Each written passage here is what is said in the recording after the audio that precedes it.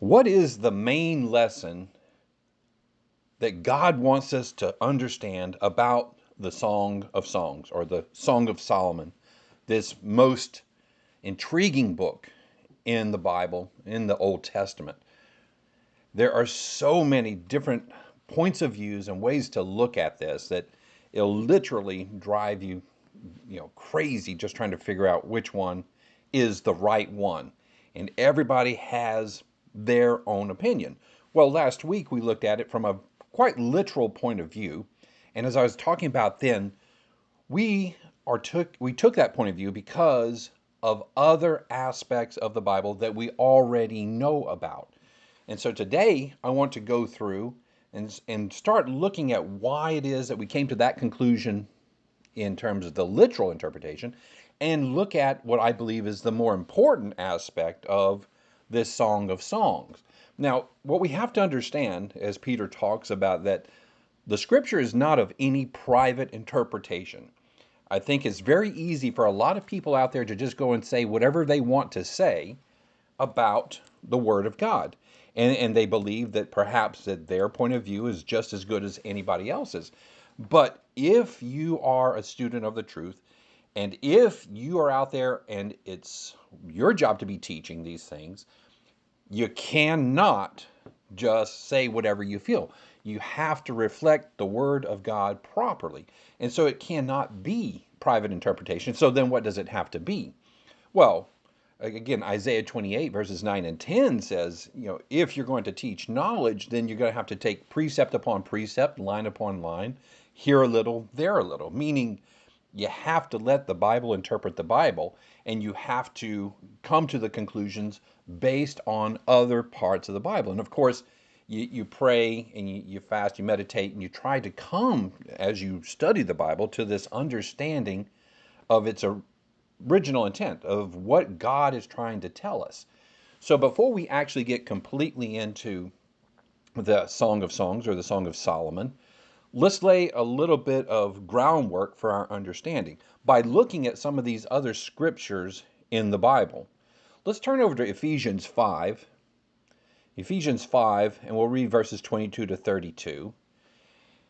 And what we find here in Ephesians 5, and again, many of us may be familiar with it or have even looked at it in the past, but it is, as according to Paul, a great mystery.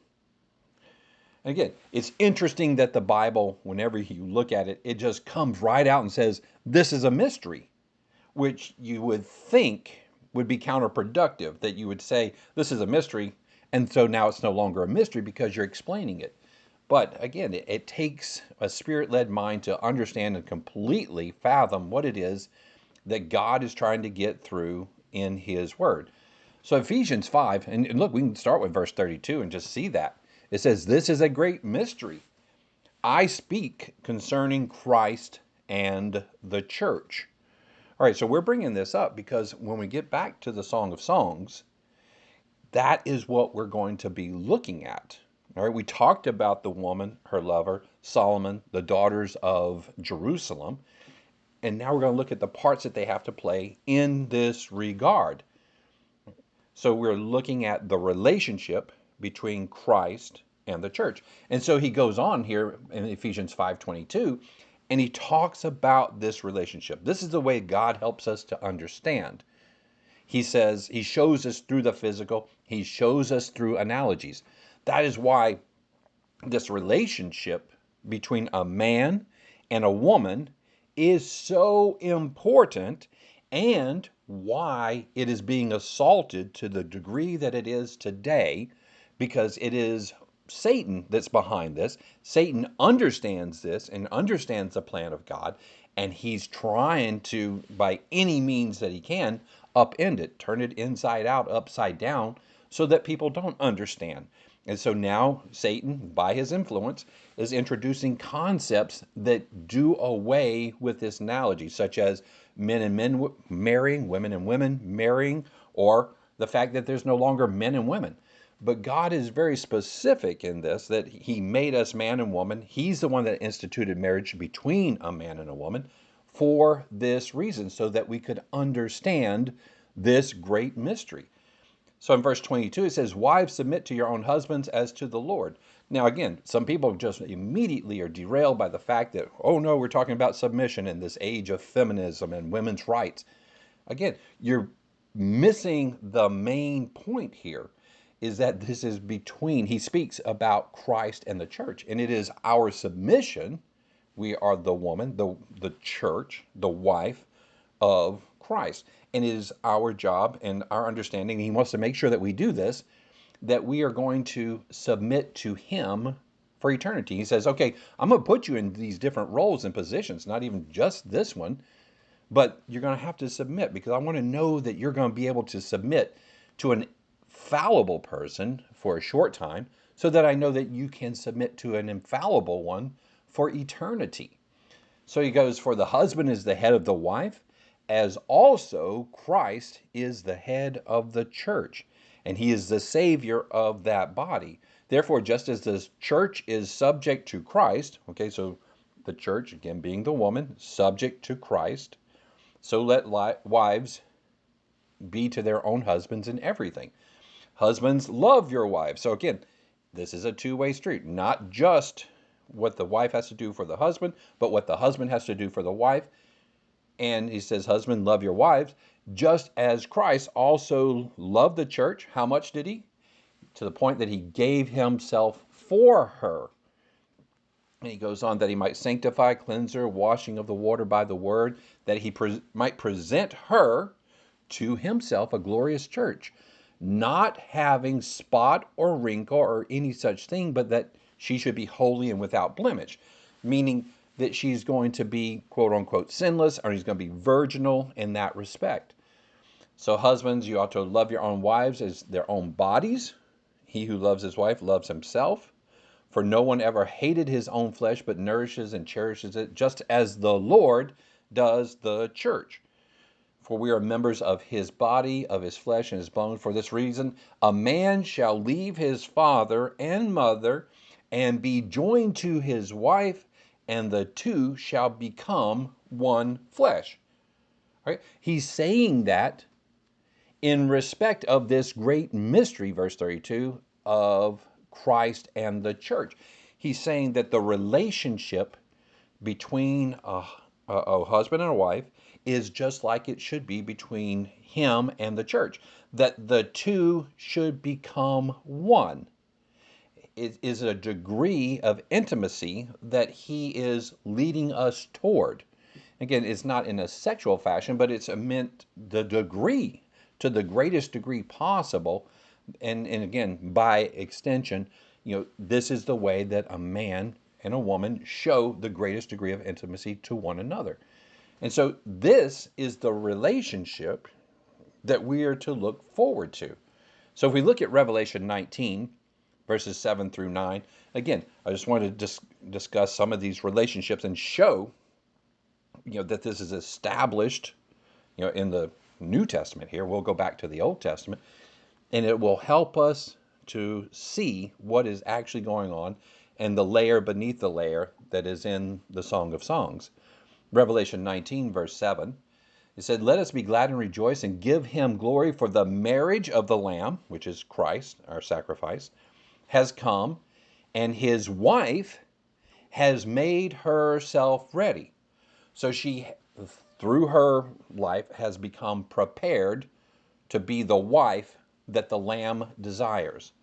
And so to her it was granted, verse 8, to be arrayed in fine linen, clean and bright, for the fine linen is the righteous acts of the saints. So we see how she is acting as well. Then he said to me, write, blessed are those who are called to the marriage supper of the Lamb. So again, we see then that there's going to be this wedding, this marriage, this wedding supper afterwards that goes all hand in hand, and it is a part of this overall analogy. Then also, let's turn over to Matthew 1, verses 24 and 25.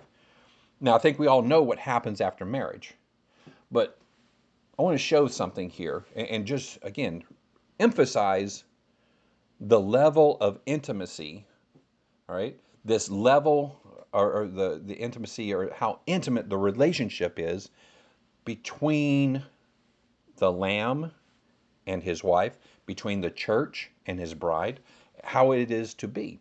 In Matthew 1, verses 24 and 25, and perhaps some of us know this already, but I'm bringing it up for those who may not, and also re-emphasizing for those who do, and bringing out a point. Perhaps we might not have seen this before or even seen it in this light. But Matthew 1, verse 24, it says, "Then Joseph, being aroused from sleep, did as the angel of the Lord commanded him, and took to him his wife, Mary." Okay, because there are some issues, because she got pregnant outside of the two of them actually being together or knowing one another. All right, so as it says here in verse 25. So it says the angel had to command him because of the certain improprieties that he thought may have been, amiss. And he took to him his wife, and did not know her till she had brought forth her firstborn son. Again, so he did not have intimate relations with her until Jesus was born. Now, we know a lot of this, but what I wanted to emphasize is the word here, know, or to know. It is, to a certain degree, a euphemism for the fact that he did not have sex with her. Now, let's turn over to John 17, verse 3, and we'll read verse 5 as well. And I want to look at that same exact word, know, to know. The degree to which, okay, we see Joseph and Mary, and now we're going to look at the relationship between God, Jesus, and us, and the lack of it with the world. John 17, verse 3.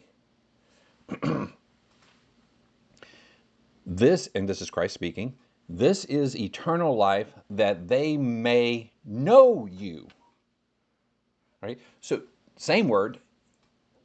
The implication here is that we may get to know God the Father in the most intimate of ways, in the closest of relationships. Again, this is not sexual, but it is the way that God is trying to show us just that, we're going to be the closest of close, and that we're going to have this very, very intimate relationship in this way. So this is eternal life, that they may know you, the only true God, and Jesus Christ, whom you have sent. So again, we're to know God the Father. And I'm only taking a couple of scriptures because it's throughout John specifically that he talks about this, that we are to know Christ. And if you know Christ, we know the Father. And then skipping down to verse 25, "O righteous Father, the world has not known you." Okay, so this, again, this relationship is between the wife, okay, and Jesus. Okay, Christ, as we were talking about in Ephesians 5. And now we're here showing how that relationship truly is. So the world has not known you. It doesn't get to know you because it's not the wife. It does not get to enjoy, at this point in time, that type of relationship. So the world has not known you, but I have known you, and these have known you that you sent me. So we see then, again, we talk about Christ abiding in us, the Father living in us. Okay, we become one in that respect that we're talking about in Ephesians 5. Okay, we get to become one with them, us in them, them and us. Okay, and so this is how he tries to explain it to us and helps us to see the relationship that we get to have with one another, that we have to have, that we should have, and that we will have even to a greater degree when we completely understand these things in a spiritual sense. All right, now, Song of Solomon conveys a lot of this intimacy. So when we look at Song of Solomon from a literal point of view, and even, you look at it in some stuff that we didn't even go into, it is trying to convey that aspect. And so, again, we look at that, we looked at it in a literal, but now we're going to look at it in the spiritual. And this is the spiritual connection, the spiritual aspect of it.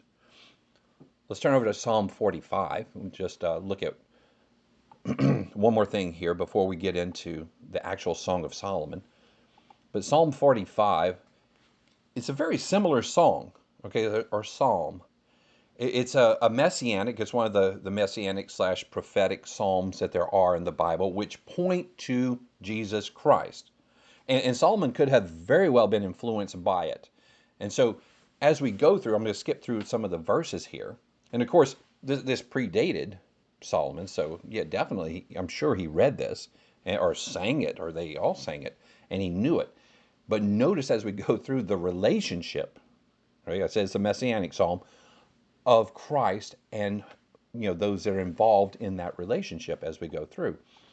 Psalm 45, verses 1 and 2, it says, "To the chief musician set to the lilies."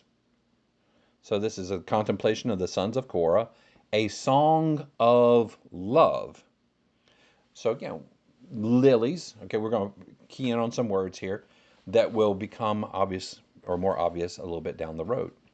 It says, "To the chief musician set to the lilies," and it's a love song. And it begins here in verse 2, "You are fairer than the sons of men. Grace is poured upon your lips. Therefore, God has blessed you forever." Again, so we see this aspect of grace and lips, and then this blessing forever. And then down to verse 7, it says, "You love righteousness and hate wickedness. Therefore, God, your God, has anointed you with the oil of gladness more than your companions."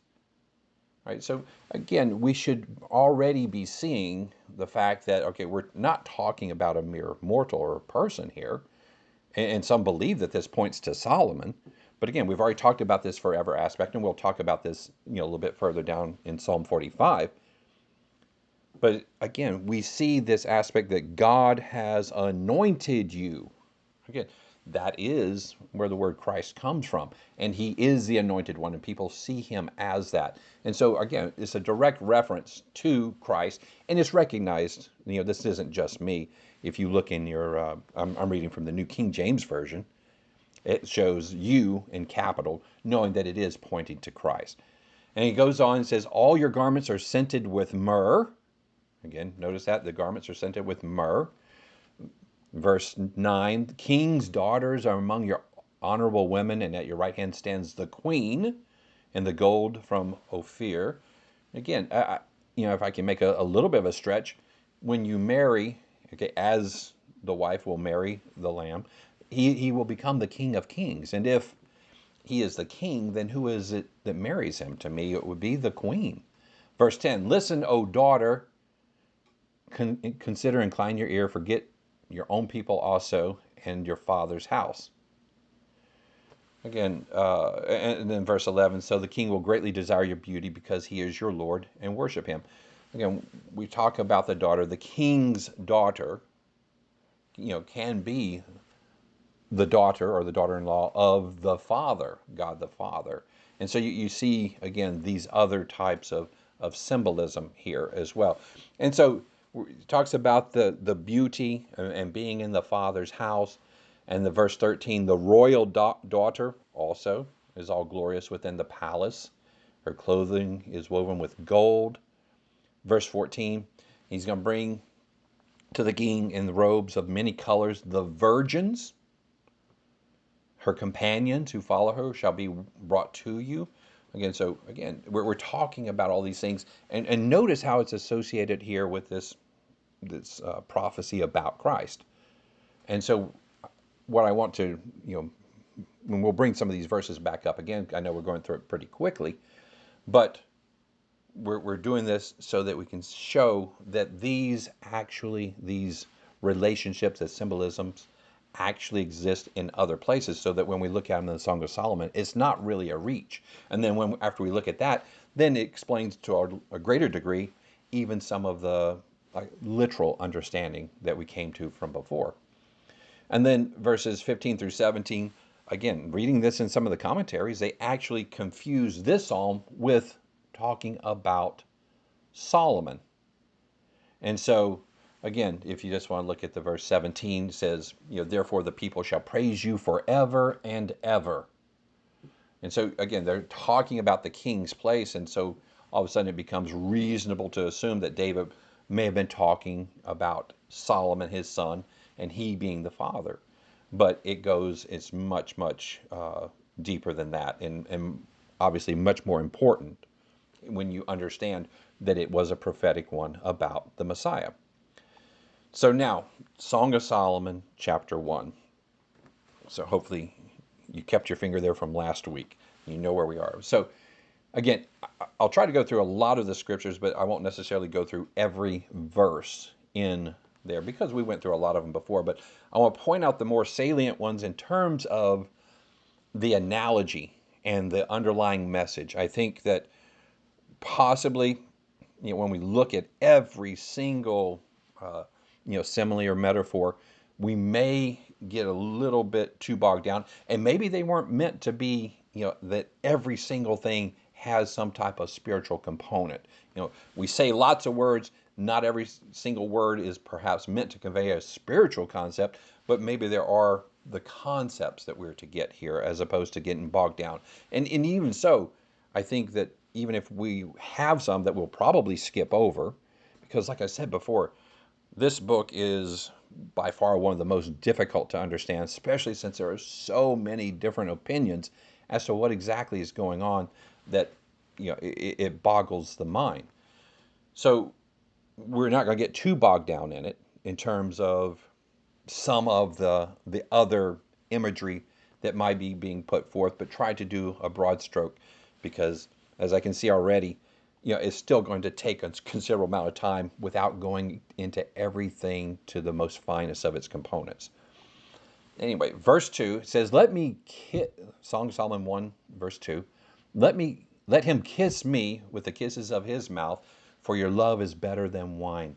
Again, this is the woman speaking. We talked about that.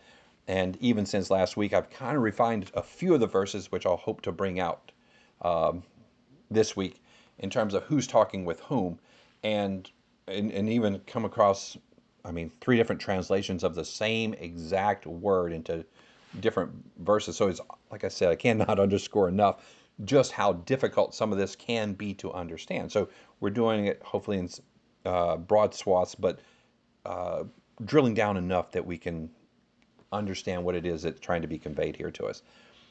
It says, for your love is better than wine. So again, we go back to Psalm 45 and verse 2. No need to turn there, but he says, grace is poured upon your lips. So again, we're looking now at this process of the woman and her lover, or woman joining and being called to her lover, getting together, and the process then that the woman goes through to be with her lover and her thoughts about her lover and the things that she goes through in the course of events. And so what we're seeing here then is this process of the church. And we're starting here from pretty much the very beginning. And what we're going to see is that, we were in the world just as she was a part of the world. And there's this process of coming to Christ. And we see here then, in terms of the kisses and it being better than wine, your love being better than wine, again, we look back at Psalm 45:2, and it says, grace is poured upon your lips. And so it is by an act of grace that we even have this ability to have a chance to have a relationship like this. And of course, it's to be valued more than anything physical in the world. Verse 3, it says, because of the fragrance of your good ointments, your name is ointment poured forth. Therefore, the virgins love you. All right, so a few things there. Okay, we see the ointments, the anointed one. We were talking about that in Psalm 45, verse 7. Again, a direct reference to Christ. So here she is talking about her lover. We'll call him the lover or the shepherd or Christ, all interchangeably. And it says, okay, we have a very definite correlation already in terms of who she's talking about. And it says, your name is ointment poured forth. And of course, it is only by his name that we are saved. And that, what is that name? He is the Messiah. He is the Christ. Again, the words Messiah, which is the Hebrew, like I think it's the Mashiach or something like that in Hebrew, means anointed one. And Christ means anointed. Right? It comes from this idea of oil being poured on or rubbed in. Again, that's where the anointed comes from, as was, I think, David and Saul. They were anointed to be king. And so you see these parallels. But he's the anointed one, which we saw in Psalm 45. Here, we're talking about the good ointments. We're talking about that name. And then we talked about in Ephesians 5:27 too, that who is it that is going to be presented to Christ? It's those without spot or wrinkle. And so as we go through this too, we should note that when we talk about the woman, that it can either refer to the church or it can refer to us individually. Again, we're collective. We all move together as a church, but we all have individual responsibilities along the way. So often this can apply to us individually or all of us collectively or both. And so it's not just about us. There are virgins also out there that also love you, and this relationship is, can be seen collectively in that sense as well. In fact, 2 Corinthians 11 and verse 2, this is what Paul, and again, I can read it for you since it's a single verse, but actually, let's go ahead and turn there, and maybe I'll read a couple other verses with it. So, 2 Corinthians 11, verse 2, and let's read down to verse 4. 2 Corinthians 11, verses 2 through 4.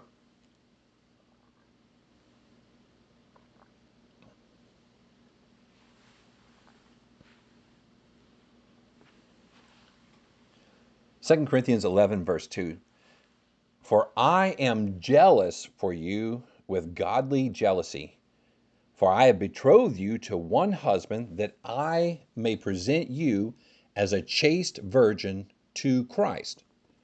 So what we see here then is this analogy being carried forth by Paul in terms of the way that we are to be presenting ourselves, to be presented with the help of those around us, and in particular Paul, who was an apostle, the preacher, their teacher, as a virgin, okay, somebody who is not sinful, right, doesn't have spot or wrinkle, who is chaste and is saving themselves for their relationship with Christ. And he goes on in verse 3, he says, but I fear lest somehow as the serpent deceived Eve, okay, this is key, the deception, by his craftiness, so your minds may be corrupted from the simplicity that is in Christ. So he's addressing the issue that, okay, he's concerned because he wants to present them in one way, but he's concerned that they might be deceived.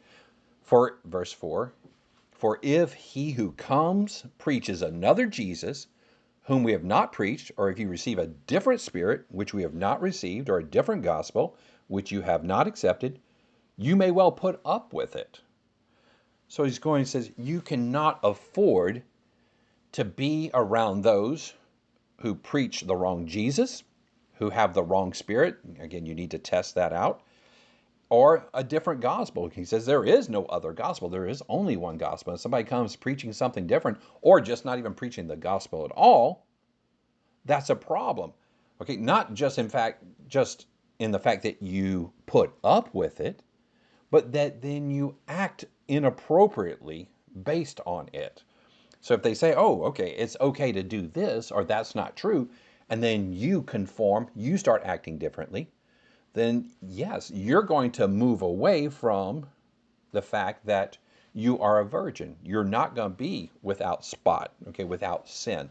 You have to stay in touch with the Word of God in all of this. You cannot allow that in lest you move away from the virgin that Christ wants to marry. Verse 4 of Song of Solomon. Draw me away. So the woman continues. We will run after you. Speaking of her and the virgin. The king has brought me into his chambers. Okay, That's not where she wanted to go. That was, again, Solomon's doing. So we will be glad and rejoice in you. We will remember your love more than wine. And rightly do they love you. So again, we see this other aspect of it. Okay, so by grace, God starts working with us. He then, again, grace is just this unmerited favor, simply put. Okay, it's not this permanently endowed state upon us that we can't ever get out from under. That, again, frankly, is nebulous in its meaning in terms of the way most people describe grace. But it's the fact that God just shows favor towards you or shows love towards you. Okay, but He draws you away. John 6, verses 44 and 65. Again, memorization verses. Don't need to turn there, but it says, "No one can come to me," that's Christ speaking, "unless the Father who sent me draws him." So you cannot come to Christ.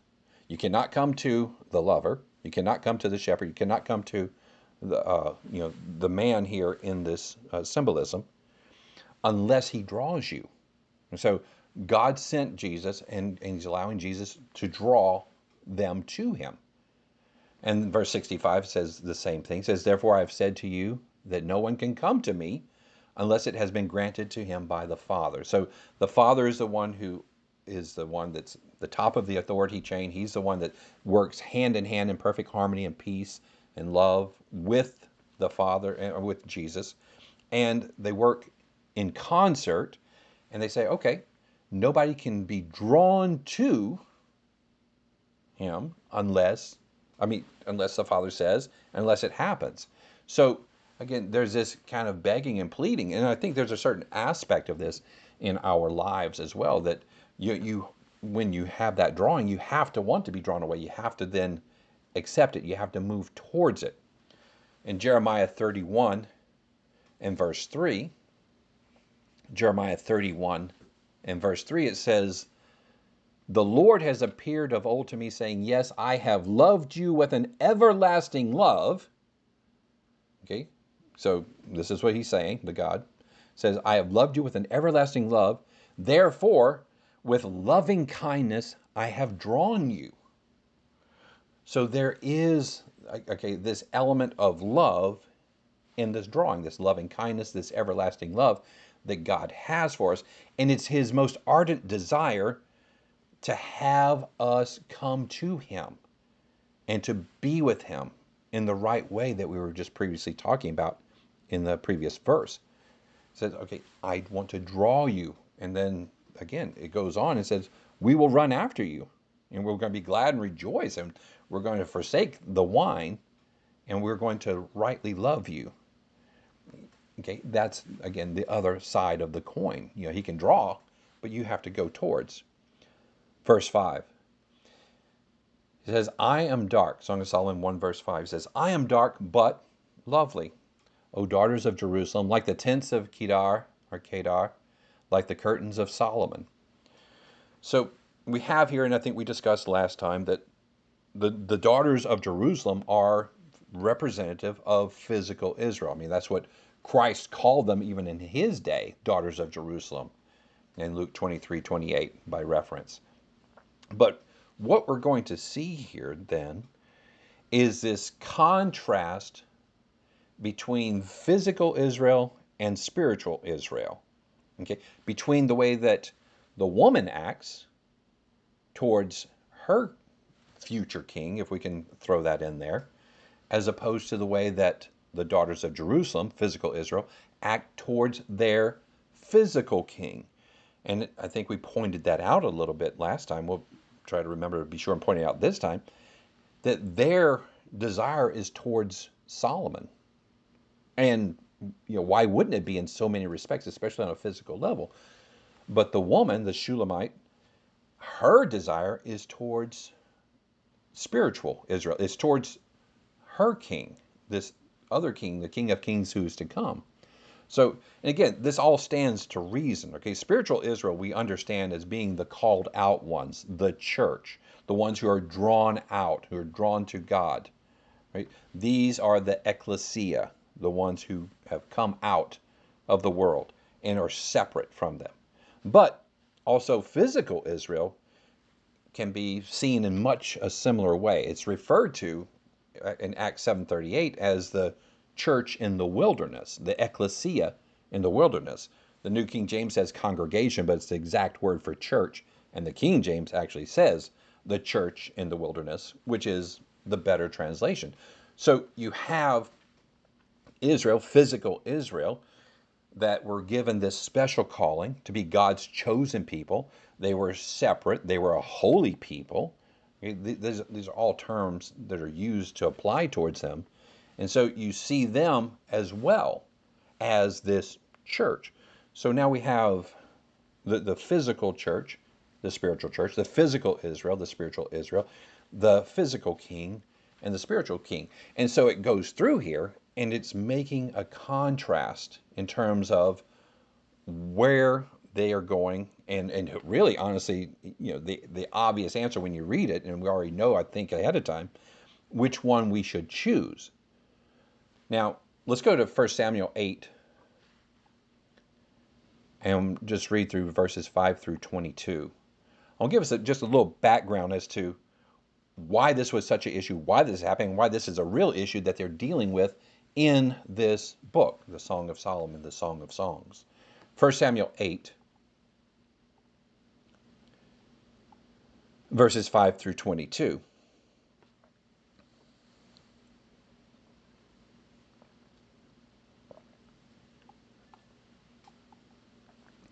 First Samuel 8 and verse 5, and breaking in a little bit to the thought, and said to him, Look, you are old, and your sons do not walk in your ways. Now make us a king to judge us like all the nations. But the thing displeased Samuel. And again, his sons were kind of getting off the track as well. And so they said, when they said to him, this is what displeased Samuel greatly, because his relationship with God, and he understood God and the power that God had and what God could do for them. But they said, give us a king to judge us. So Samuel prayed to the Lord. And the Lord said to Samuel in 1 Samuel 8 and verse 7, this is a key verse and perhaps a good memorization one. He says, Heed the voice of the people in all that they say to you, for they have not rejected you, Samuel, as judge over them, but they have rejected me, that I should not reign over them. So that was the key. You wanted to make that point to Samuel, and that this was what was happening. Okay, now though, what happens whenever you reject God? Well, God wants to make it very clear, so he tells Samuel, what to tell them. So it says, according to all the works which they have done since the day that I brought them out of Egypt, even to this day, with which they have forsaken me and served other gods, so they are doing to you also. So this is kind of par for the course, he's saying. He says, they've moved away from me and they went after pagan gods, just as we are doing as a whole nation today. Verse 9, now therefore, heed their voice. However, you shall solemnly forewarn them and show them the behavior of the king who will reign over them. So Samuel told them all the words of the Lord to the people who asked for a king. And he says, okay, this will be the behavior of the king who will reign over you. So we had Saul first, David, then Solomon, and so on. He says, this will be the behavior of the king that will reign over you. He will take your sons, appoint them for his own chariots to be his horsemen. Some will run before his chariots. He'll appoint captains of thousands and fifties. He's going to set them to plow his ground and reap his harvest and make weapons of war and equipment. He will take your daughters, verse 13, to be perfumers, cooks, bakers, and he will take the best of your fields, your vineyards, and your olive groves, and give them to his servants. So he's taken the daughters, the vineyards. He's going to take a tenth of your grain, your vintage, and he continues to go through these things. I'm trying to just, read it all, but skip to and emphasize the more important parts of what he's going to do. He's going to take your servants, your young men, your donkeys, a tenth of your sheep, and you will be his servants, and you will cry in the day because of your king whom you have chosen for yourself. This is a decision you made. and the Lord will not hear you in that day. Nevertheless, the people refused to obey the voice of Samuel and said, No, but we will have a king over us, that we also may be like all the nations. Again, these nations that they were trending towards, and that our king may judge us and go out before us and fight our battles. Again, it was God who had been fighting all their battles for them, and it's almost ludicrous to think and to believe that you would rather have some man start doing this for you. Yet they were adopting the ways of the people, not only in the fact that they're kings, but in terms of their religions and their worship of false gods.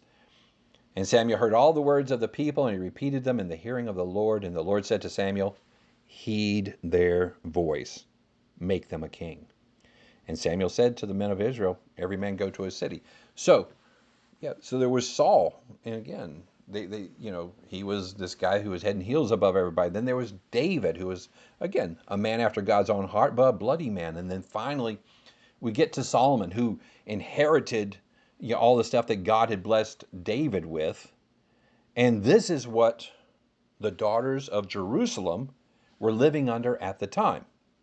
So the daughters of Jerusalem are focused on their king.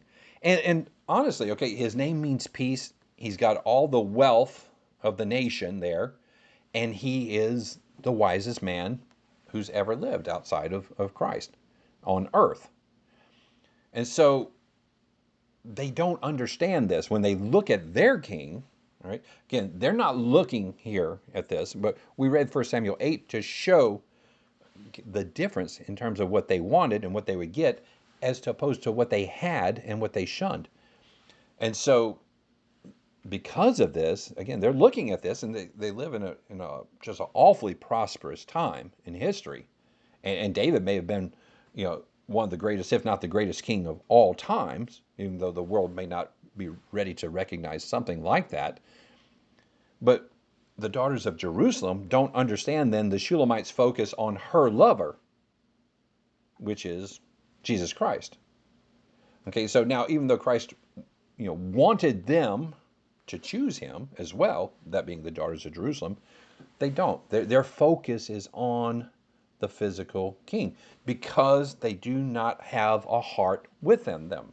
Deuteronomy 4, verses 20. Look, let's go to Deuteronomy 4:29. We'll read 5:29 and 6:5 to show, this is what God wanted for them. Okay, so he doesn't want it, and again, goes to our complete understanding of what God is doing on earth. He wants to bring all people to salvation. He wants to give them all a chance, give them an offer to be with him. He's going to give them an offer just at different times, each in his own order, as Paul talks about.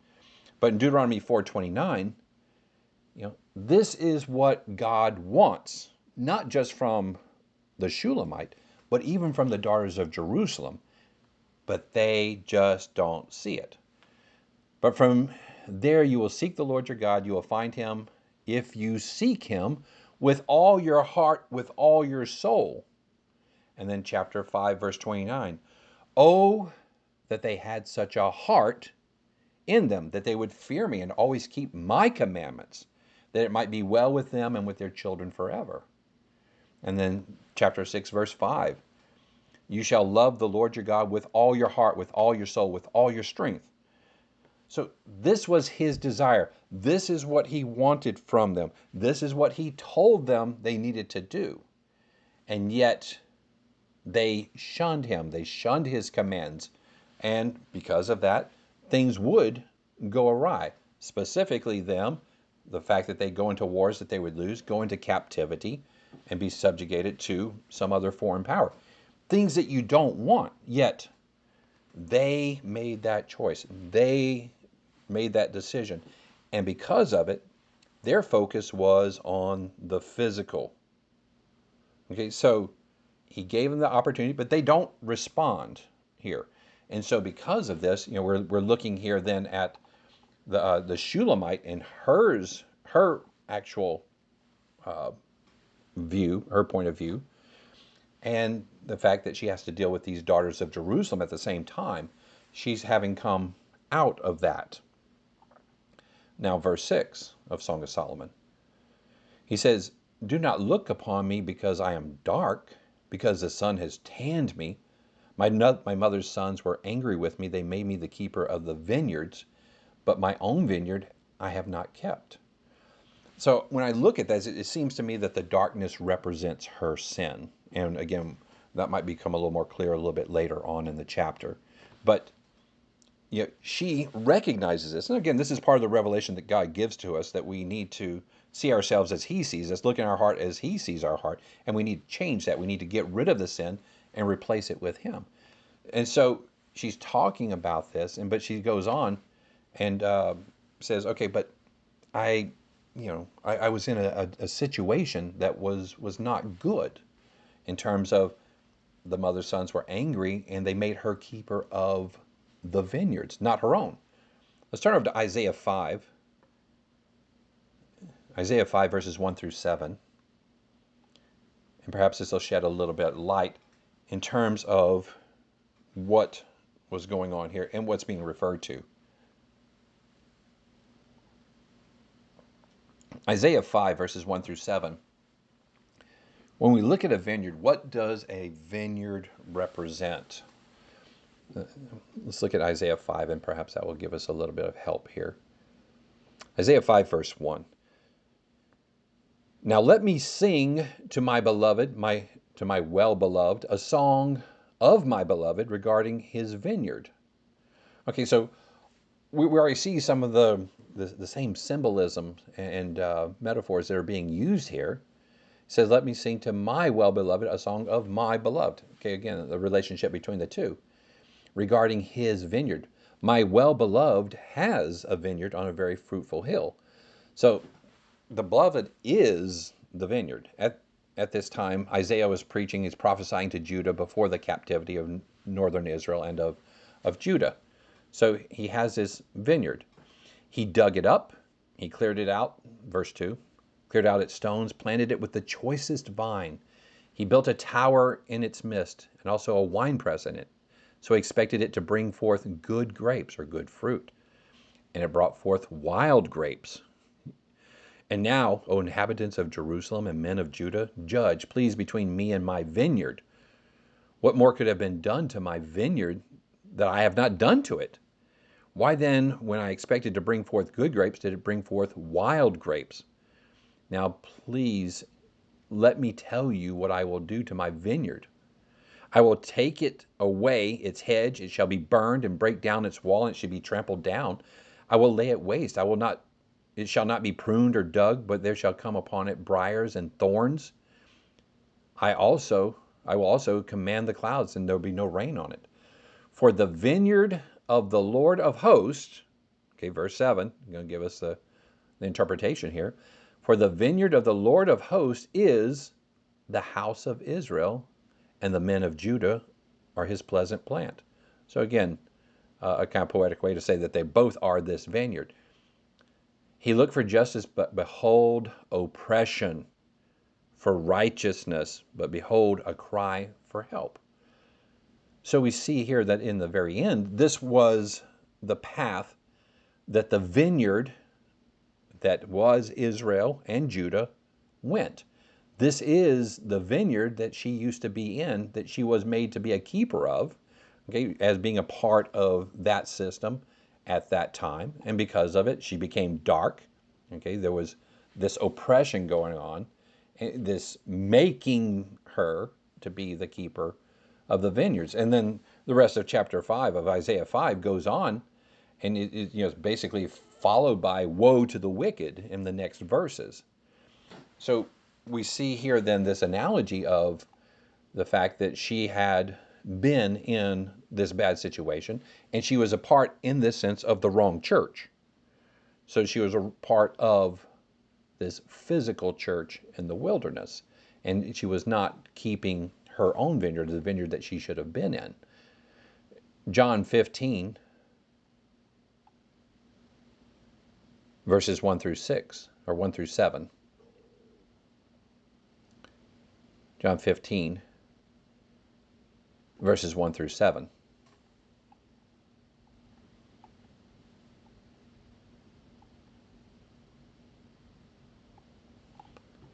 Again, we might move through it pretty quickly. I might skip through, but again, you can put that in your notes, and it might be already well known to you. But again, this is the vineyard that we're to be a part of, and there's certain aspects and expectations within it as well. John 15, verse 1 says, I am the true vine. This is Christ speaking, and my Father is the vine dresser, the caretaker of the vineyard. Every branch in me that does not bear fruit, he takes away, and every branch that bears fruit, he prunes that it may bear more fruit. Again, typical type of symbolism of terminology that goes with a farmer or planting or the one who keeps a vineyard, is that if it's no good, if it's dead, you get rid of it. You don't let it take up space, or perhaps it's mostly dead and it's not it's sucking up nutrition or whatever, and where you can put in another good vine and it could bear fruit. And even the ones that bear good fruit, you prune it and clip off little things here and there in such a way that it bears even more fruit and better fruit.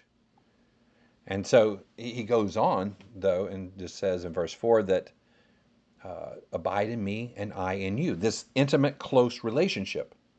He says a branch cannot bear fruit of itself. So if you chop the branch off and you just lay it on the ground, it's going to die. It cannot bear fruit in and of itself. Verse 5, I am the vine, you are the branches. He who abides in me and I in him bears much fruit. For without me, you cannot do anything. And so he goes on and reemphasizes these points and what happens to the branches that are withered and die. They're thrown into the fire and they're burned, a symbolism of the lake of fire.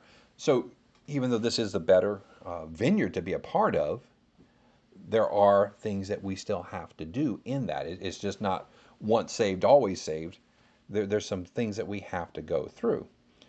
And to a certain degree, we read in the end of the verse that the mother's sons were angry with her.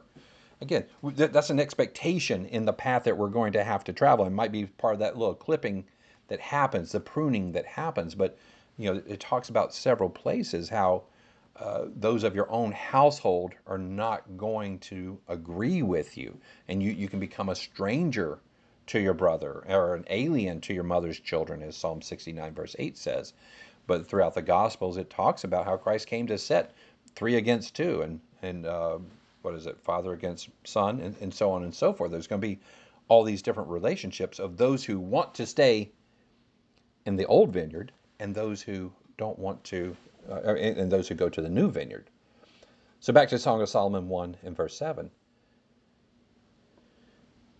So here we get the terminology for shepherd. This is where the word shepherd is implied. He says, tell me, O you whom I love, where you feed your flock. So again, it's the shepherd and his flock. Where you make it rest at noon. For why should I be as the one who veils herself by the flocks of your companions?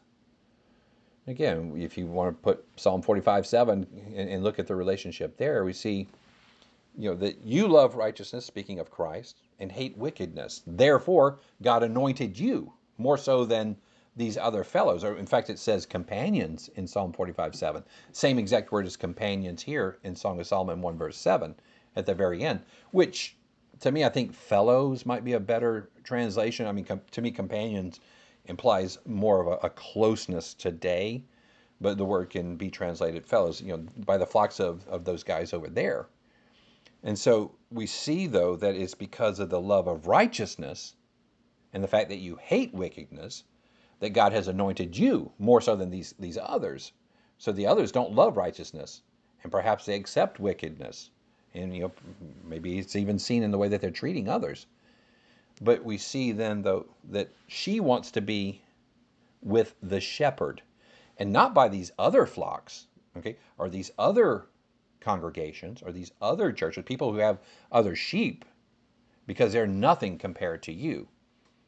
And you can put Hebrews 1:9 in your notes as well, because they quote this verse, and of course Hebrews 1 there is definitely talking about Christ, and so they quote that as he is that one that was this anointed one.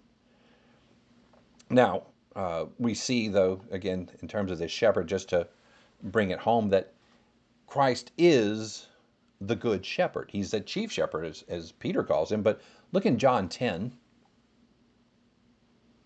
Again, we're going to make sure that we know here what we're talking about. So we're spending a little bit extra time defining who these people are, and to know that we know, and to so that when we move forward, we can talk about it and say, okay, without having to go back and prove it, that this is who these people are, and then perhaps we can discern some things from that. So John 10, verses 11 through 15.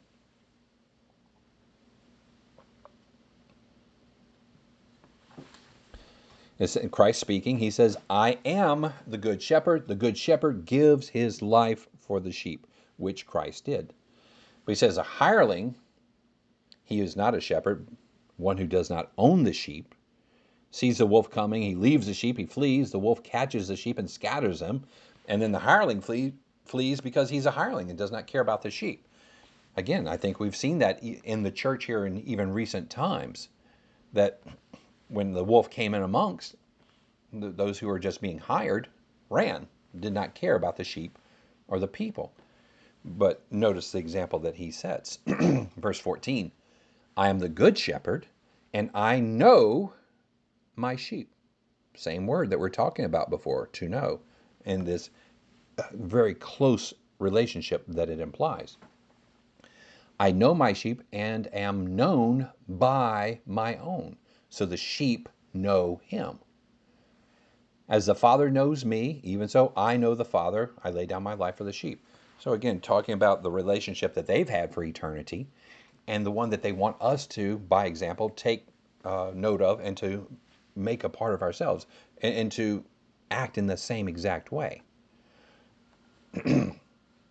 So back to Song of Solomon. So we see then, to me, without a shadow of a doubt, that when we talk about the woman and her lover, that we're talking about the church and Christ. And, he is that shepherd. And the analogy all flows together. So we see this mystery coming to fruition here in the Song of Solomon, that it is talking about the relationship between the woman and the church and the process that she is going through.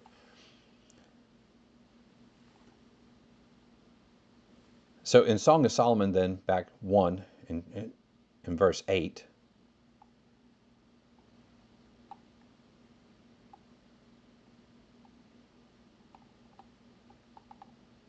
Song of Solomon 1 in verse 8, it appears that it's the daughters of Jerusalem that are speaking here. And they say, if you do not know, O fairest among women, follow in the footsteps of the flock and feed your little goats beside the shepherd's tents. To me, it looks like they're enticing the woman to go after the sheep and their false leaders. And again, I'm not going to spend the time, but maybe you can go through Ezekiel 16, where it talks about Israel being the Lord's faithless bride and how they just go off. And we were talking about that in 1 Samuel as well, in terms of they're saying, okay, it's okay to go over here and to be a part of these shepherds, okay, and to be in their congregation. But no, it's not to be the case. So then we move on to verses 9 through 11. Now it appears that Solomon is speaking, right? So again, we have the choir, the chorus that come in, they say their things. And sometimes, you wonder if it's to ingratiate themselves to Solomon, who is, I think we identified last time as being this king. But nonetheless, that's their focus. Their view is not on this woman and her lover, but theirs is on this physical, the King Solomon. And so then Solomon goes on. He goes, I've compared you, my love. So now he's attracted to the woman, and rightly so. I'm sure she is, has a lot to offer. And he even kind of perhaps alludes to that here. He says, I have compared you, my love, to my filly among the Pharaoh's chariots. Again, I'm assuming his prized horse, his best horse. And your cheeks are lovely with ornaments, your neck with chains of gold. You might want to put Proverbs 1, verses 8 and 9 there. Again, that was something that Solomon actually wrote. So again, it's in his mind, it's something that he said. But he says, he's talking about the instruction of your father. Do not forsake the law of your mother. He says, these things are an ornament upon your head, and chains about your neck, which is very, very similar to what he says here in verse 10. But what he's talking about, though, in verses 8 and 9 of Proverbs, is the fact that you're obedient and you hear the instructions, you obey your parents. And again, the law that they're teaching is the law of God. And so he sees this in her and he recognizes this virtue in her. And I think it would just make her all the more desirous if she's acting like, say, a Proverbs 30 woman. And then he goes on in verse 11, we will make you ornaments of gold with studs of silver. So what we have here, though, is Solomon offering, it appears, just physical goods. That's what he has to offer. That's what, he has the most of it. He has the best of it. And this is enticing, I'm sure, at times, to definitely to the daughters of Jerusalem, but it can be enticing to us in the world as well, or to us who are the woman who is supposed to be the church, who have come out of the world. That you look at that and go, oh, there's a lot to be offered there, but there's a perspective that she keeps, this woman of Song of Solomon. And she goes on in verse 12, says, while the king is at his table, again, so we see her talking about the king, and so we get that reference. It says, my spikenard sends forth its fragrance, which could be easily a reflection of what's going on here in verse 13 as well. She says, a bundle of myrrh is my beloved to me that lies all night between my breasts. So now, again, the way that I see this is that, okay, a woman, the church, her love here, this is a love story between her and Christ, is directed towards him. It's not going to be directed towards Solomon. I don't think that he has enough. And through all the words she says, it's always back to her lover. That's where her focus is. And so all the enticements of this physical king are not there for her. And so verse 13, it says, a bundle of myrrh is my beloved that lies all night between my breasts. To me, seems to be an indication of the fidelity of the relationship that she wants to have with him. In Hosea 2, you can put this in your notes, 2 verses 1 and 2, it's a reference to Israel's unfaithfulness, and it's being punished because of the adulteries from between her breasts. So she's gone out as a harlot, which is, again, this is spiritual harlot in terms of them, Israel at the time, as we talked about, going after foreign gods, not having this intimate relationship with Christ. And so they leave him and they go away, which again is this adultery from between her breasts. And so she, the woman here, the Shulamite in Song of Solomon, is looking forward to this proper relationship with him, with Christ, as opposed to what Israel has been involved in here in Hosea 2 and Ezekiel 16, as we talked about before. But let me just bring back Psalm 45 again in verse 8. And it's talking about the garments of Christ here being scented with myrrh. So we see then here, okay, if that is the case, that Christ has these, and it is, these garments scented with myrrh, then if he was the one that was having this relationship with her, in the future, then that the fragrance would be a reflection of that. And that, she's saying, well, he lies between my breasts. It would be as if he did, and it would be like this bundle of myrrh, and it'd be sending forth this fragrance. And so I think we see the connection between all of the symbolism and the analogies. And you may want to just put 2 Corinthians 2, verses 14 through 16 in your notes, and just talking about us being a fragrance of Christ. And we are to God a fragrance of Christ among those who are being saved. And so, again, the analogy continues to carry on through, even in the New Testament. But going on in verses 14 and 15, but it says, my beloved, so the woman speaking, my beloved is a cluster of henna blooms in the vineyards of En-gedi. So again, with the fragrances. But then verse 15, though, looks like, there's a word from Christ that's stuck in here. And he goes, behold, you are fair, my love. Behold, you are fair, you have dove's eyes. So by I think some of the Hebrew here as well, you can tell that there's a switch then to the feminine here. And he calls her fair, which is interesting because it's a contrast to the way that she saw herself as dark initially. And so she is then called fair quite often after this. And so we see then this transformation that happens, this wiping away of sin, if indeed the darkness represented that sin from her walking in the world and being a part of the worldly activities and acting in the way that she always acted, to, okay, the way that this relationship, even before there's any type of consummation, before, again, she has to become this way, and she is becoming this way. She's becoming fair and virginal. And then finally, verses 16 and 17 says, "Behold, you're handsome, my beloved, yes, pleasant. Also, our bed is green. The beams of our houses are cedar, and our rafters are fir."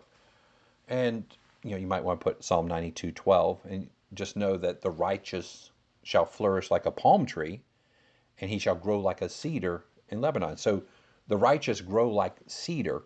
And so we see this moving away from the house that Solomon built and the houses of Solomon to the one with her lover. Again, it's based on not only her righteousness, but obviously his righteousness. And it is the better house to be desired, even over all that Solomon had to offer.